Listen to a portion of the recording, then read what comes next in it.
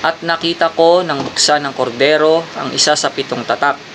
At narinig ko sa isa sa 4 na nilalang na buhay na nagsalitang gaya ng tunog ng kulog, "Halika." At tumingin ako, at narito ang isang kabayong maputi, at yaong nakasakay dito ay may isang busog, at binigyan siya ng isang putong, at siya'y yumaong nagtatagumpay at upang magtagumpay. At nang buksan niya ang 2 tatak, ay narinig ko sa 2 nilalang na buhay na sinasabi, "Halika."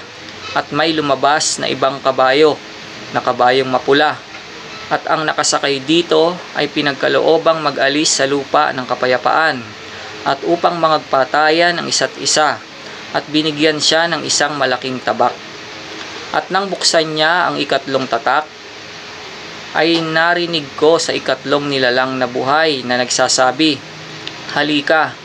At tumingin ako, at narito ang isang kabayong maitim, at yaong nakasakay dito ay may isang timbangan sa kanyang kamay.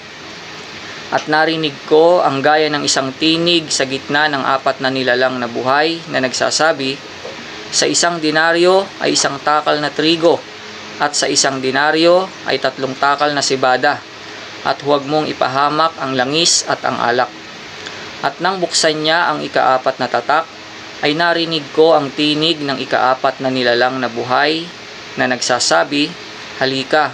At tumingin ako, at narito ang isang kabayong maputla, at ang nakasakay dito ay may pangalang Kamatayan, at ang Hades ay sumusunod sa kanya.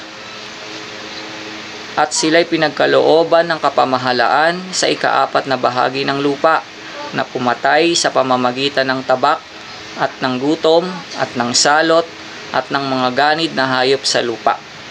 At nang buksan niya ang 5 tatak, ay nakita ko sa ilalim ng dambana ang mga kaluluwa ng mga pinatay dahil sa salita ng Diyos, at dahil sa patutuong sumakanila.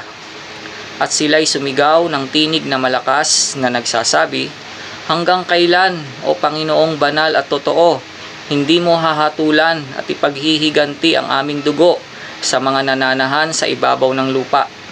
At binigyan ang bawat isa sa kanila ng isang maputing balabal, at sa kanila'y sinabi na mangagpahinga pa ng kaunting panahon hanggang sa maganap ang bilang ng kanilang mga kapwa alipin at ng kanilang mga kapatid na mga papatayin namang gaya nila.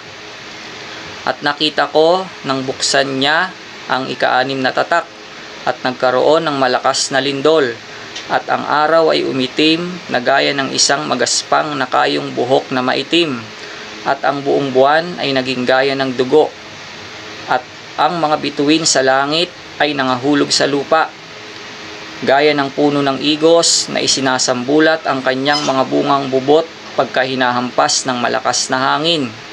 At ang langit ay nahawi, na gaya ng isang lulong aklat kung nalululon, at ang bawat bundok at pulo ay naalis sa kanilang kinatatayuan.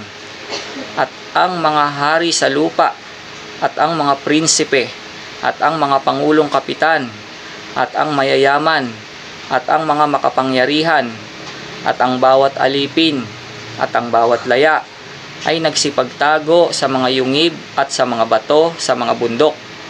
At sinasabi nila sa mga bundok at sa mga bato, "Mahulog kayo sa amin, at kami inyong itago sa mukha noong nakaupo sa luklukan at sa galit ng kordero, sapagkat dumating na ang dakilang araw ng kanilang kagalitan.